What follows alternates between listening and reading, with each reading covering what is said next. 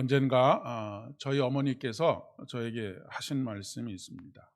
아들, 이상하게 나이가 들어가면서 자꾸 과거에는 섭섭하다라고 생각하지 않았던 것들이 섭섭해지네라고 하는 그런 말씀을 하셨습니다.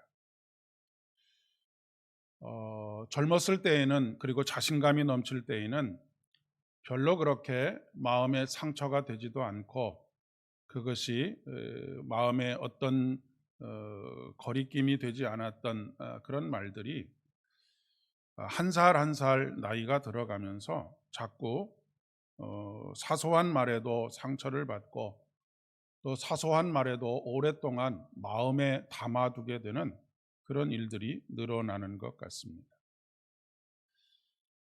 여러 가지 이유들이 있겠지만 아마도 자존감과 자신감이 자꾸 떨어지기 때문이 아닐까 싶습니다. 사람이 자신감이 떨어지고 자존감이 떨어지게 되면 어떤 말을 들었을 때 우리 마음속에 저것이 나를 무시하나? 라고 하는 그런 생각이 듭니다.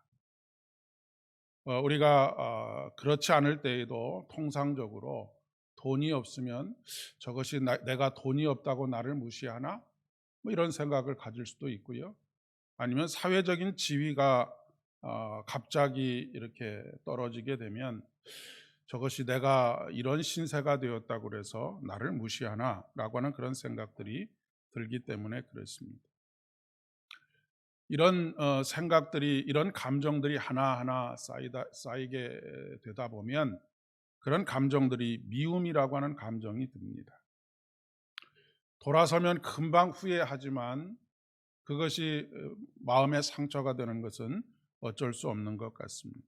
그리고 상대방을 미워하는 그런 미움을 주체할 수 없는 그런 상황들이 종종 벌어지곤 합니다. 우리가 사소한 일에도 이렇게 깊은 상처를 받는데, 만약에 큰 상처를 받는다고 한다면 이 상처를, 그리고 마음속에 일어나는 미움의 감정들을 처리하는 일이 결코 쉽지 않습니다. 저도 과거에 어떤 미움의 감정이 갑자기 막 올라와서 며칠 잠을 자지 못하고 그렇게 밤을 지샜던 경험들도 있습니다. 우리나라 사람들이 많이 쓰는 표현, 요즘은 잘 사용하지 않지만, 어떤 깊은 상처를 받았을 때, 그리고 지워지지 않는 상처를 받았을 때 내 눈에 흙이 들어와도 내가 너를 용서할 수 없다라고 하는 그런 표현들을 종종 사용하고 했었습니다. 좀 마음이 단단해져서 마음의 상처를 덜 받고 이 미움이라고 하는 이 감정에 사로잡히지 않고 살아갈 수 있는 방법이 있을까? 한 걸음 더 나아가서 그런 감정들을 툴툴 털어버리고 용서와 화해의 삶을 살아갈 수는 없을까라고 하는 인생의 숙제들이 늘 우리에게 있습니다. 야곱이 죽고 난 이후에 요셉의 형들은 큰 두려움에 빠졌습니다. 그도 그럴 것이, 요셉이 아버지가 살아계시는 동안에는 자신들의 악행에 대한 복수를 하지 않았지만, 이제는 아버지가 돌아가셨으니 자신들의 악행에 대해서 복수를 하거나, 꼭 복수라고 하는 것이 아니라고 하더라도 그 대가를 치르도록 하지 않을까라고 하는 그런 생각을 했기 때문에 그렇습니다. 그래서 형들은 요셉에게 이렇게 읍소하지요. 아버지가 살아계시는 동안에 이렇게 말했다라고 요셉에게 전언을 하고 있습니다. 내 형들이 내게 악을 행하였을지라도 이제 바라건대 그들의 허물과 죄를 용서하라 하셨으니 이제 우리 죄를 용서해 달라라고 그렇게 이야기를 전하고 있지요.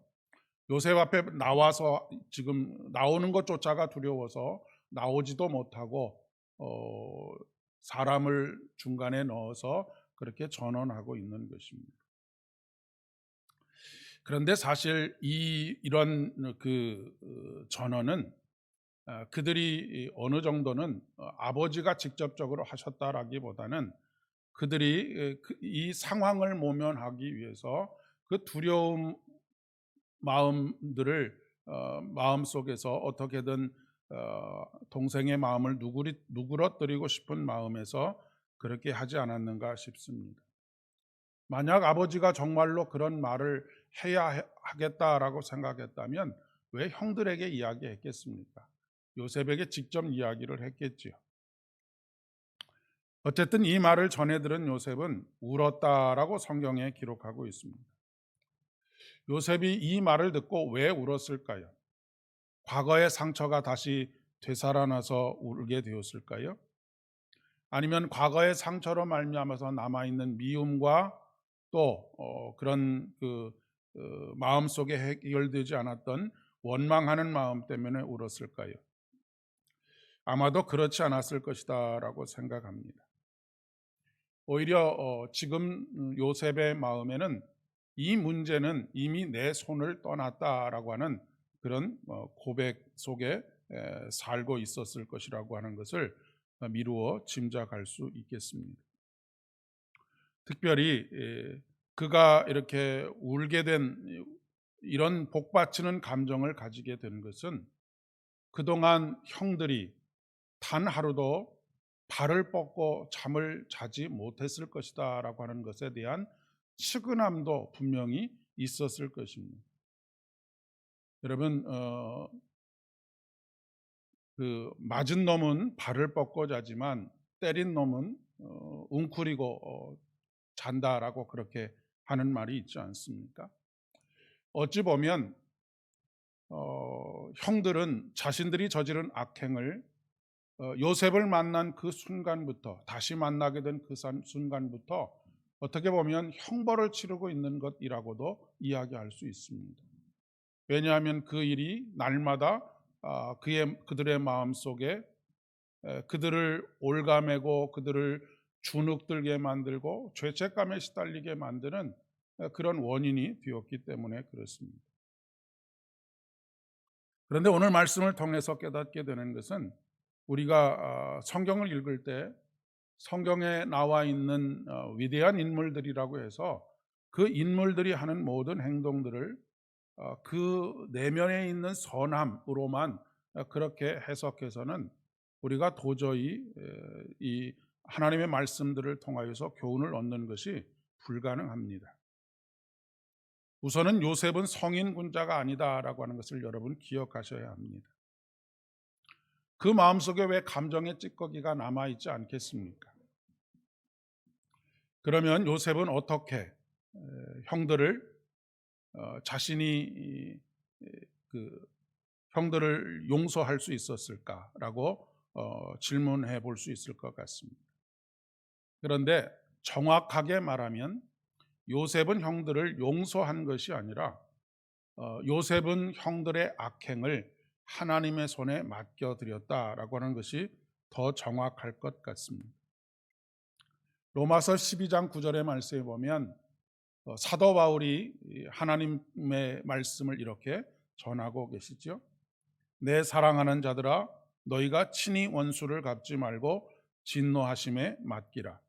기록하였으되 원수 갚는 것은 내게 있으니 내가 갚으리라 라고 말씀하고 있습니다.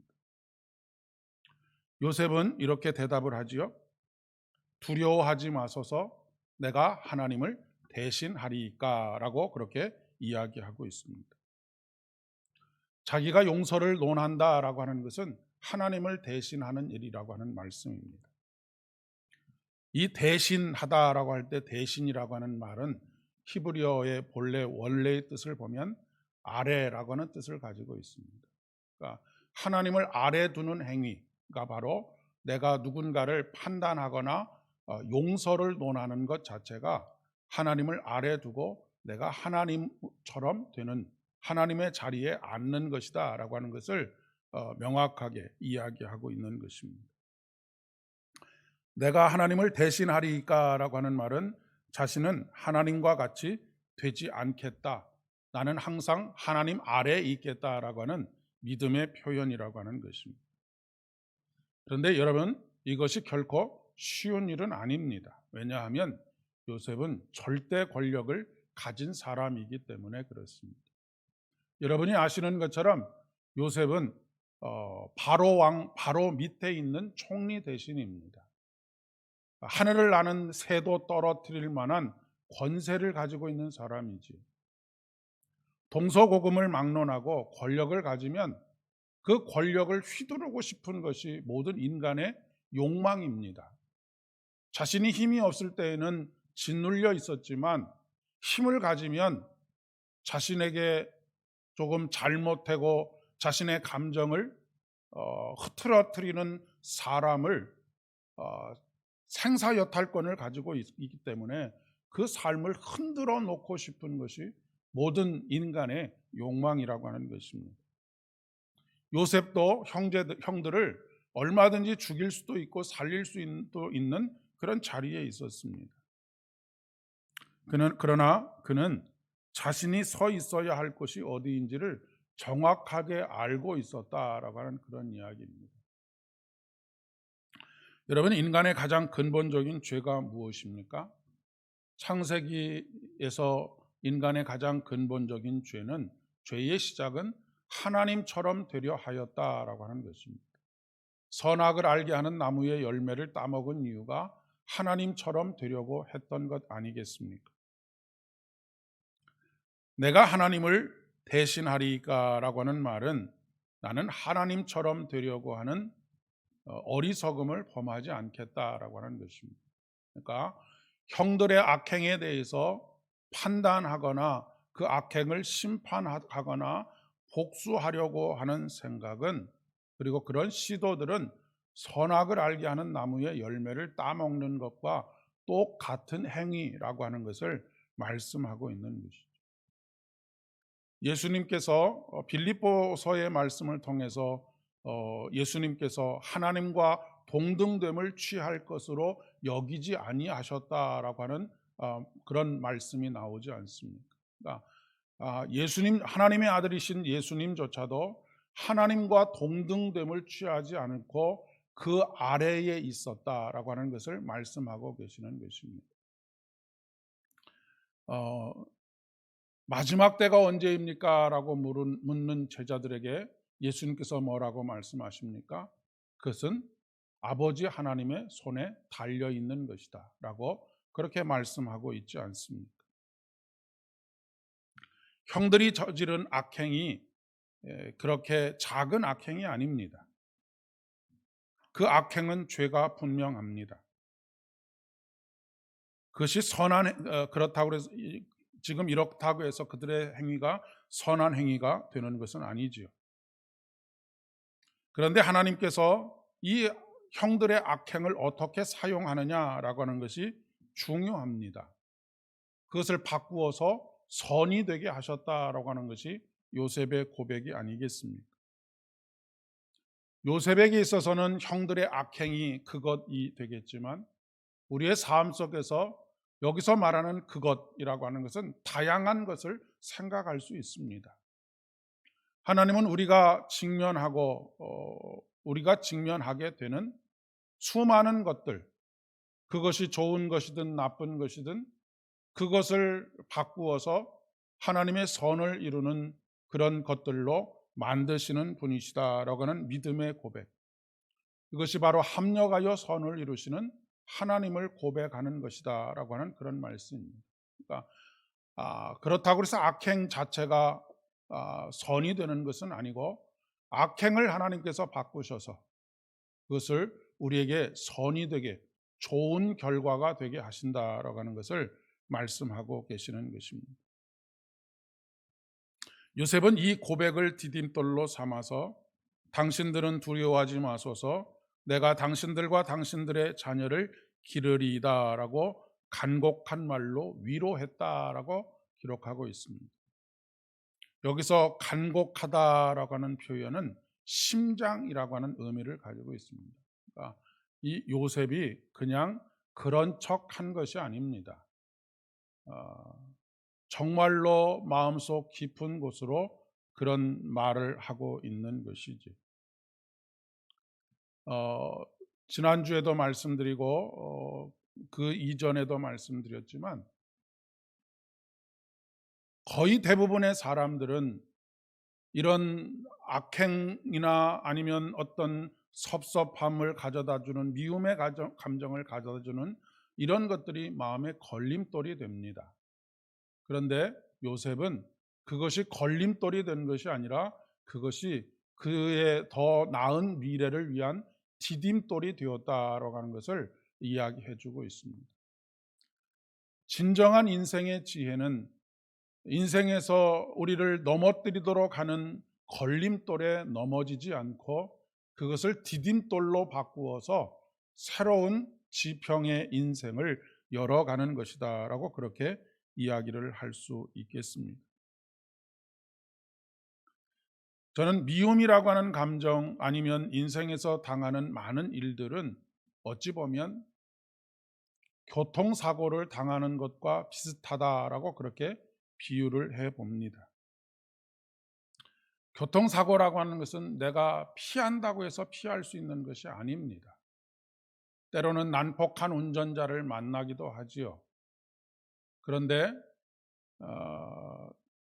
중요한 것은 교통사고를 당했을 때보다도 그 당한 사고를 어떻게 처리하느냐 하는 것이 중요합니다. 우리나라 사람들의 경우에 많은 경우에 조금이라도 접촉이 있으면 나와서 삿대질을 해가면서 막 분노를 표출하고 그 분노의 감정들을 막 쏟아내지 않습니까? 근데 뭐 제가 그렇다고 해서 우리나라 사람들이 미국 사람들보다 열등하다라고 하는 말씀을 드리려고 하는 것이 아니고, 미국 사람들이 교통사고를 처리하는 방식은 서로 아무 말도 감정의 그런 분노의 감정들을 잘 표현하지 않습니다. 그냥 명함을 하나 주고받고 끝내지요. 그것은 무엇이냐면 보험사에다가 모든 것을 다 맡기는 것입니다. 쓸데없이 감정의 낭비를 할 필요가 없다라고 생각을 하는 것이죠. 보험사가 알아서 다 처리를 합니다. 물론 하나님께서 보험사는 아니지만 우리가 우리의 미움의 감정, 분노의 감정들을 하나님께 맡겨드리면 하나님께서 그 모든 것들을 다 처리하시고 처리하실 뿐만 아니라 그것이 선이 될 수 있도록, 우리에게 좋은 결과가 될 수 있도록 바꾸시는 하나님이시다라고 하는 믿음의 고백을 할 수 있어야 하겠다라고 하는 것입니다. 로마서 12장 17절의 말씀에 보니까 아무에게도 악으로 악을 갚지 말고 모든 사람 앞에서 선한 일을 도모하라라고 그렇게 말씀하십니다. 그렇다고 해서 우리 마음속에 갑자기 찾아오는 미움의 감정이나 분노의 감정 그 자체로 인해서 죄책감을 느끼시라라고 말씀을 드리는 것이 아닙니다. 그런 감정은 우리가 주체할 수 있는 감정이 아니기 때문에 그렇습니다. 그런데 우리가 늘 기억해야 할 것은 우리가 하나님의 자리에 서는 것이 아니라 하나님보다 밑에 서 있어야 하는 사람이라고 하는 것을 잊지 않는 것이 중요하다라고 하는 그런 이야기입니다. 올 한 해도 마치 교통사고를 당하는 것처럼 이러저러한 섭섭한 일들, 크고 작은 섭섭한 일들이 왜 없겠습니까? 어떤 때는 마음에 큰 상처가 되는 일들도 우리의 삶 속에 일어나게 될 것이다라고 그렇게 생각합니다. 그러나 그런 미움과 다툼의 감정들이 들어올 때에 그것을 폭발해서 해소하기보다는 하나님께 맡겨드리는 인생의 지혜를 누리실 수 있기를 바랍니다. 하나님께 맡겨드리는 것은 마치 보험회사에 전화를 하는 것처럼 하나님 앞에 기도하는 것입니다. 하나님, 이 일로 인해서 내 마음이 이렇게 많이 상했습니다. 얼마나 내 마음이 많이 상했는지 모릅니다. 제 마음속에 미움이 하늘을 찌릅니다. 이것을 가장 잘했던 사람이 누구냐면 다윗입니다. 다윗은 미움의 감정을 시편의 말씀에 보면 있는 그대로 다 쏟아냅니다. 안에 있는 미움의 감정을 전혀 숨기지 않습니다. 야, 하나님을 믿는다는 사람이 이렇게까지 할 수 있는가라고 할 정도로 미움의 감정을 다 쏟아내는데, 하나님께 미움의 감정을 다 쏟아내고 그분에게 맡기고 난 이후에 다윗의 시편은 언제나 하나님을 찬양하고 감사하는 노래로 끝맺고 있다라고 하는 것을 우리가 기억할 필요가 있습니다. 미움의 감정을 가지고 다툼의 자리에 나아가게 되면 더 큰 미움과 다툼의 결과를 낳을 수밖에 없지만, 그것을 하나님 앞에 기도하고 하나님께 맡겨드릴 때에는 우리에게 감사와 기쁨이 찾아오고 하나님을 찬양하게 되는, 선을 이루시는 하나님을 찬양하게 되는 결과를 가져오게 된다라고 하는 것입니다. 올 한 해도 이 놀라운 하늘의 위로와 평안과 기쁨이 저와 여러분의 것이 될 수 있기를 진심으로 축복합니다. 기도하겠습니다. 아버지 하나님, 원치 않는 미움과 원치 않는 분노의 감정들이 이러저러한 일들로 인해서 찾아올 때가 참 많이 있습니다. 그러할 때마다 그러한 감정들을 어떻게 주체할 수가 없어서 때로는 애꿎은 사람에게 폭발시키기도 하고, 때로는 그런 상처들을 준 사람에게 감정을 드러냄으로 인해서 더 악화되어지는 그런 감정의 소용돌이 속에서 고통받을 때가 한두 번이 아닙니다. 하나님, 이러할 때마다 오늘 이 요셉의 행동과 요셉의 자세를 다시 한번 마음속에 생각하게 하여 주시고, 우리가 서 있어야 할 것은 하나님과 같이 판단하거나 심판하는 것이 아니라 하나님 밑에 서는 것임을 깨닫게 하여 주시고, 우리 위에 계시는 하나님께 날마다 우리의 마음을 온전하게 아뢰므로 말미암아 우리의 분노의 감정, 미움의 감정을 선으로 바꾸시는, 그리고 결과적으로 그 모든 관계의 어려움들을 선으로 바꿔가시는 하나님의 손에 맡겨드리는 우리의 인생이 되어질 수 있도록 은총을 더하여 주시옵소서. 올 한 해도 이러저러한 사건과 사고들로 인하여 우리의 마음이 요동칠 때에 하나님, 주의 성령으로 위로하여 주시고 우리로 하여금 진실로 하나님 앞에서 통곡할 수 있는 그런 귀한 은혜 허락하여 주시옵소서. 이제는 우리 주님 예수 그리스도의 은혜와 아버지 하나님의 극진하신 사랑하심과 성령 하나님의 위로하심과 교통하심이, 그것을 선으로 바꾸시는 하나님, 그것이라는 걸림돌에 넘어지지 않고 오히려 그것을 통하여 그것이 디딤돌이 되어 더욱 하나님을 찬양하는 믿음의 인생을 살아가기를 소망하는 사랑하는 모든 성도님들의 머리 위에와 가정과 일터와 사업장들 위에, 우리의 자녀들 위에, 우리 삼보 교회 위에, 우리의 일련의 삶 위에 이제로부터 영원까지 함께 하옵시기를 간절히 축원하옵나이다. 아멘.